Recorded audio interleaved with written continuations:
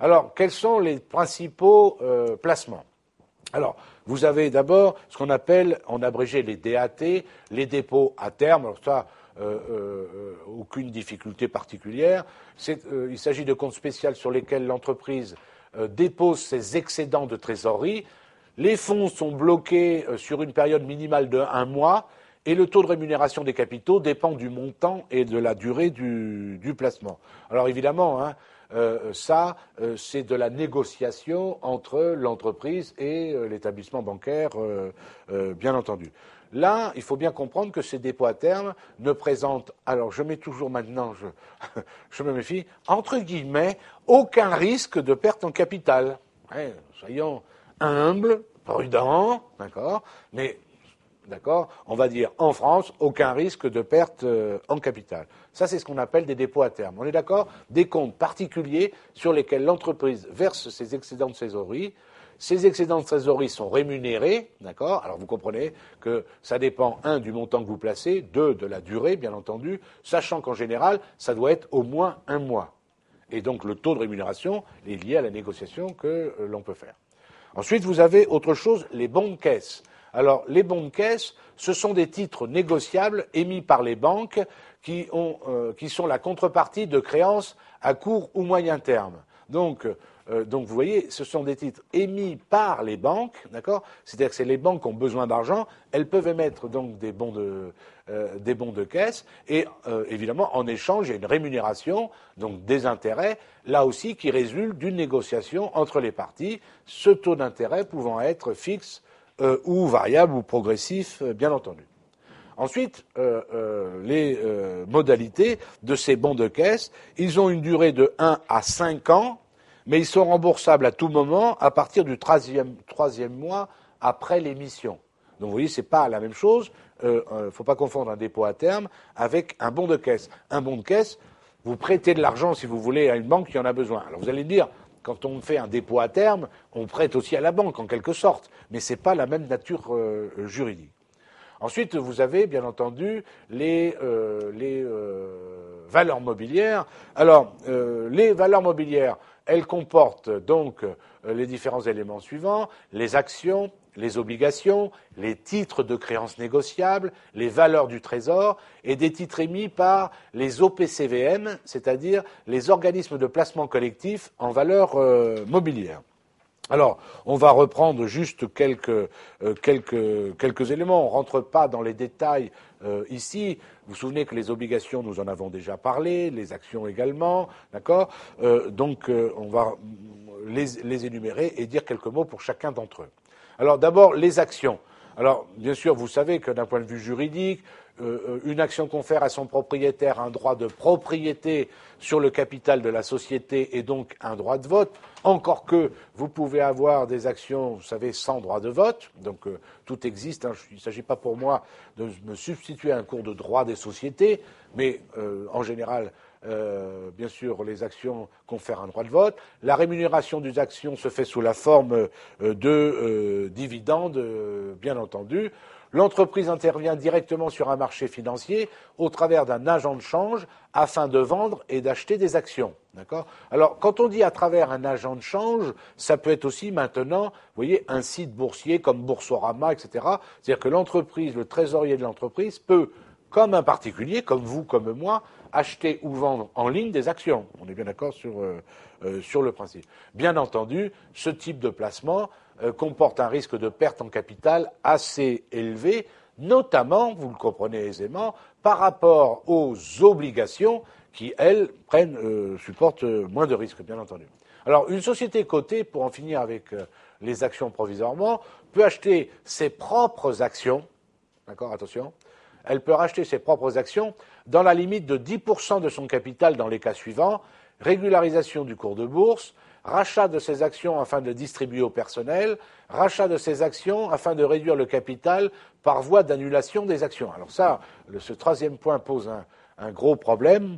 Ça, c'est assez mal vu parce que en rachetant ses actions et on réduit le capital.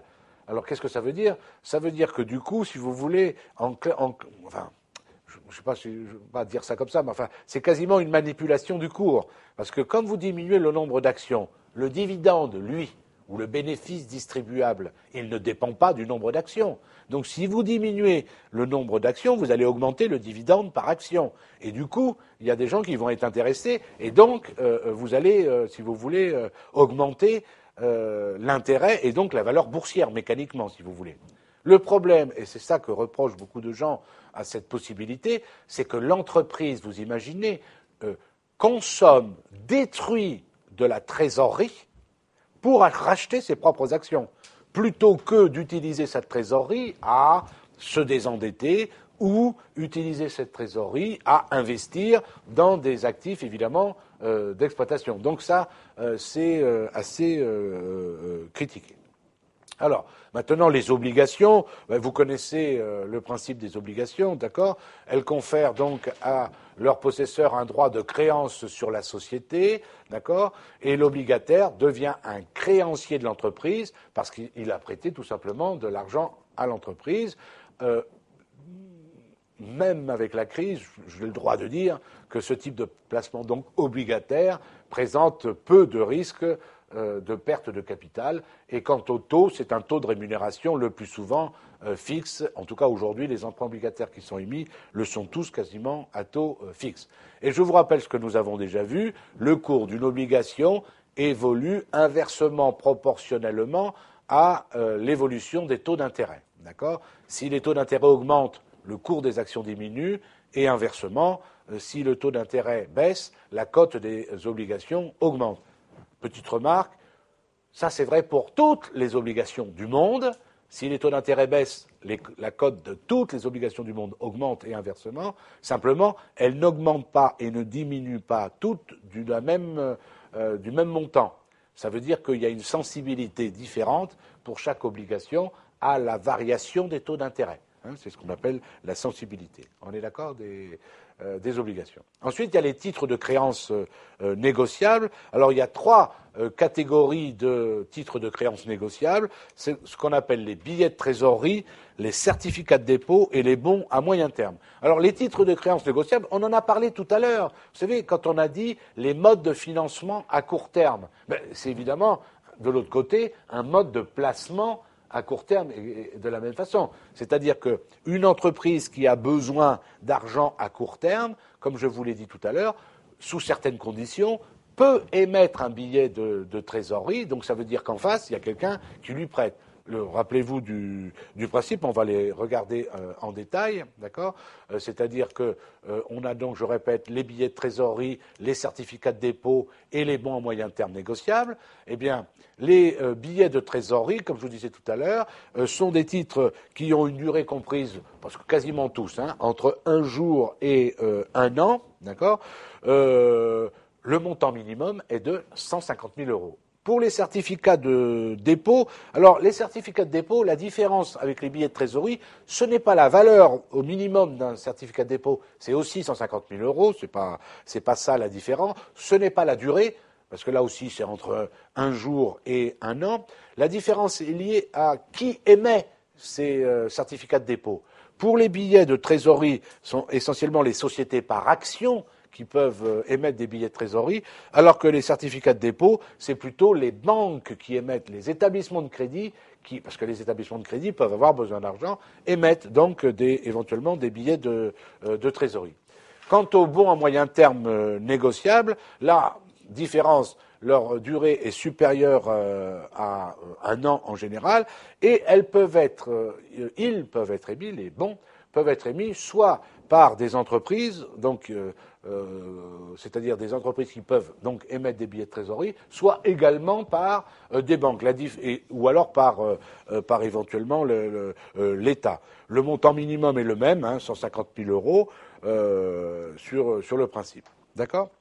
Ensuite, vous avez ce qu'on appelle les valeurs du Trésor. Alors, l'État est autorisé à émettre des bons du Trésor, les fameux bons du Trésor à taux fixe ou à taux variable. Alors, ils ont une durée qui est inférieure à un an et ça s'appelle des bons à taux fixe. Et je vous rappelle que, petite remarque, les intérêts sont précomptés donc c'est compté dès le départ, et les titres dont la durée est supérieure à 1 an sont appelés les BTAN, c'est-à-dire les bons à taux annuel normalisé. Vous avez également alors dans ce cas-là, les intérêts sont post-comptés, bien sûr. Et vous avez les titres émis par les OPCVM. Alors, normalement, toutes les entreprises pourraient placer leurs excédents de trésorerie en TCN, mais je vous dis que compte tenu de l'importance du montant minimal à investir, 150 000 euros, peu ont les moyens de le faire, on est d'accord. Hein, vous avez un excédent de trésorerie, je vous ai dit, il faut le placer. Alors vous allez dire, vous nous avez dit, les titres de créances négociables, c'est bien. Parce que, ah oui, non, mais d'accord. Parce qu'en plus, vous choisissez la durée. Donc, il n'y a pas entre 1 an, 1 jour et 1 an, par exemple. D'accord. Donc, c'est très souple. Le problème, c'est minimum 150 000 euros. Tout le monde, toutes les entreprises n'ont pas 150 000 euros comme ça, ou des multiples de 150 000 euros de disponibles. D'accord. Eh bien, il existe ce qu'on appelle des OPCVM, donc des organismes de placement collectif en valeur mobilière, qui ont été créés pour pallier cet inconvénient. Et ça se passe comment?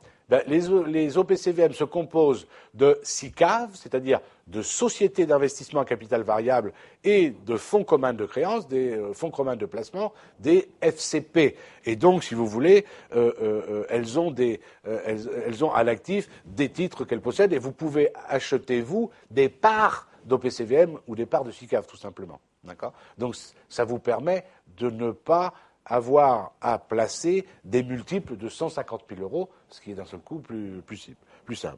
Alors, les autres formes de placement, on l'a vu, en fait, à l'inverse, c'est le pendant des formes de financement à court terme. Forme de placement, vous avez le prêt interentreprise. Alors, le prêt interentreprise, c'est possible de prêter interentreprise, et les placements en devises. Donc voilà ce que l'on pouvait dire concernant d'une façon encore une fois généraliste concernant les modes de financement et les modes de placement à court terme.